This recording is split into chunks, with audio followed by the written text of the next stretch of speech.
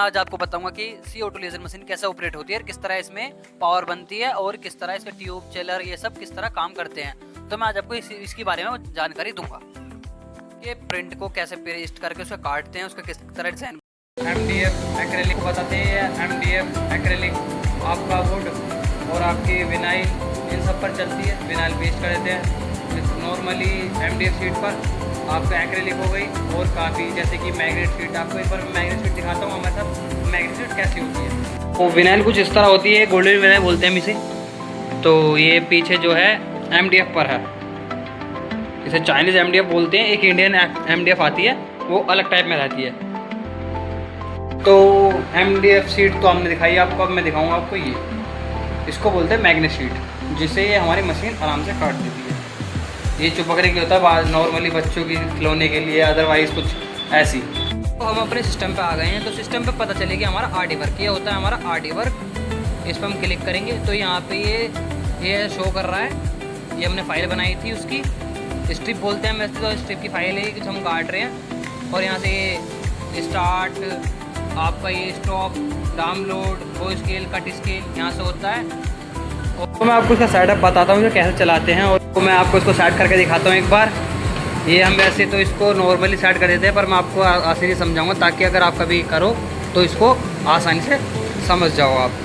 तो कहने का मतलब ये है कि पहले इसको नोज़ल के नीचे लाना है आपको। इसे हम नोज़ल बोलते हैं। इसे नोज़ल होती है ये, यहाँ से लेज़र आती है, लेज़र अंदर के लिए, अंदर से हम कोने से आएगी लेज़र यहाँ पे, यहाँ से अंदर आएगी इसके नीचे से। तो हम एक बार इसको सेट करते हैं। तो इस तरीके से सेट होगी। तो ये हमारी सेट हो चुकी है दोनों हेडों पर।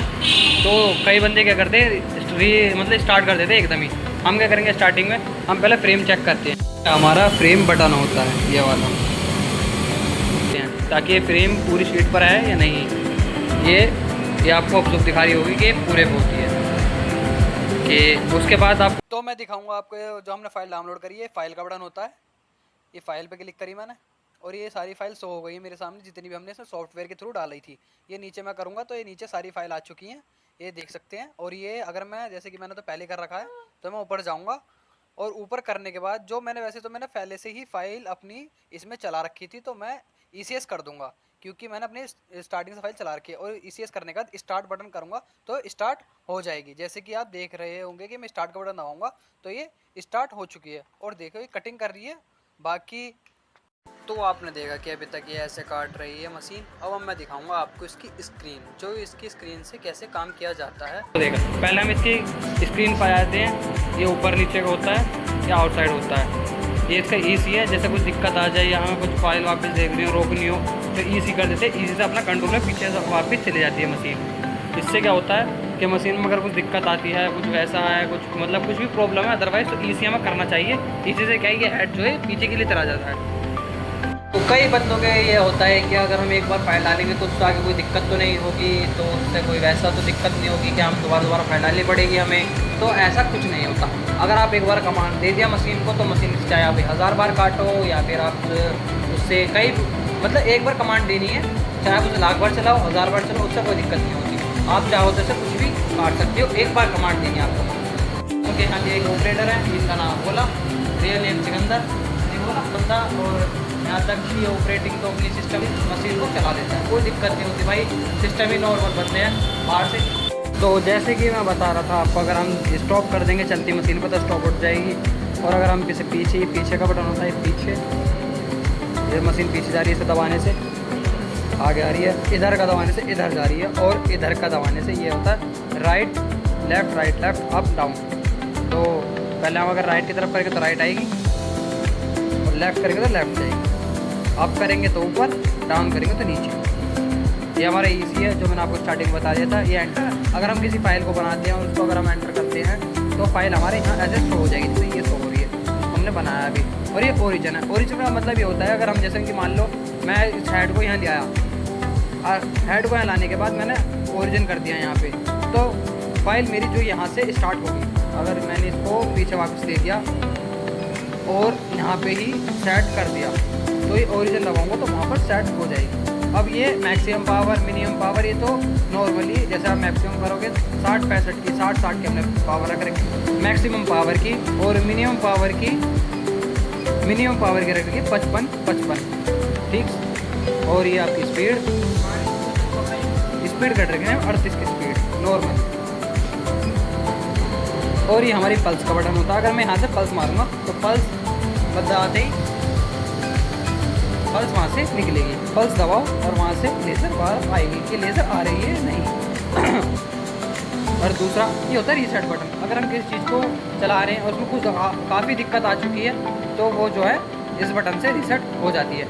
और दूसरा आपका जो मैं यहीं से स्टार्ट करूँगा तो मशीन, चाहे मैं हेड को ऊपर ले जाऊँ, चाहे मैं हेड को उधर ले जाऊँ, चाहे मैं हेड को इधर ले आऊँ, तो मैं चाहे जहाँ भी आप हेड को ले जाओगे कोई दिक्कत नहीं। अगर आप स्टार्ट का बटन दबाओगे, अगर आपकी फाइल स्टार्ट है तो वो वहीं आकर चालू होगी। तो देख सकते हैं जैसे कि आपको। और बाकी आपको मैं एक चीज़ और दिखाता हूँ, 1 मिनट को पता है। इसके पॉइंट्स होते हैं पावर, यहाँ से 1 लेज़र, 2 लेज़र, लाइट का, कंप्रेसर का, और ये पॉइंट है, ये USB पॉइंट है ये वाला, ये आपका नेटवर्क वाला है। और ये आपका अगर ऐसे पावर पॉइंट अगर मैं दिखाऊंगा तो मशीन चालू हो चुकी है ये। और ये दूसरा पॉइंट, तो इसे इमरजेंसी बटन बोलते हैं। कभी कुछ ऐसी प्रॉब्लम हो जाए कि मशीन को एकदम बंद करनी पड़े तो इसे जब दबाती है स्टार्टिंग में। ये हेड के रेगुलेटर है ये वाले, ये लेफ्ट वाला है और ये राइट वाला है। यहाँ से पावर अगर यहाँ को दिख रहा है आपको, ये अगर मैं इसे यहाँ को करूँगा तो ये बंद हो चुका है। अगर मैं यहाँ करूँगा इधर को, इधर की साइड, तो यहाँ से चालू हो चुका है ये। और ये चिलर है जो मशीन को हीट ट्रेसिंग है पानी से, जो मशीन की ट्यूब को ठंडा रखता है, ये चिलर वो। और ये मशीन की ट्यूब है, यहाँ से लेज़र निकलती है, इसके अंदर जाती है लेज़र, यहाँ से निकल के यहाँ इसके अंदर के लिए, फिर वहाँ से वो कोने में वहाँ से वहाँ जाती है। और फिर ये आ जाते हैं हमारे, ये मशीन का ब्लोअर है जो धुआं करती है मशीन, वो यहाँ से खींचती है, इसके अंदर को निकल के ये दूसरा वाले पाइप में ऊपर के लिए जा रहा है। तो यही है मशीन की असली पावर। और ये और इसके अंदर पानी रहता है, पानी से। तो कई बंदों को क्या है कि हम प्रिंटेड शीट कैसे पे काट सकते हैं या उसका डिज़ाइन किस तरह बनाते हैं, तो नॉर्मल ये भाई, तो आप इसे भी आराम से बना सकते हो। और अगर आपको कभी कोई डिज़ाइन में दिक्कत आए तो मैं आपको एक पहले ये चीज़ दिखाता हूँ जो हमने पीस एक बनाया है। ये वो पीस है जो हमने डिज़ाइनिंग करा है, और इसकी लेंथ, ये कट कहाँ पे हैं, ये सब हमने इस तरह से बनाया है।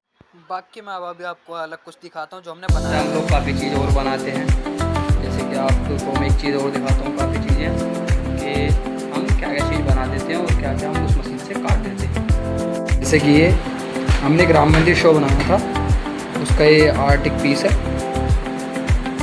इसकी चोटी तो नहीं पर उसका ही बड़ा शो पीस है राम मंदिर का। ये डोल हाउस, ये श्री केदारनाथ धाम, नॉर्मली और भी काफ़ी चीज़ें हैं जो हम बनाते हैं। ये काफ़ी चीज़ें जो हम और भी बनाते हैं। तो बस आज के लिए बस ये इतना ही, ये लास्ट मंदिर।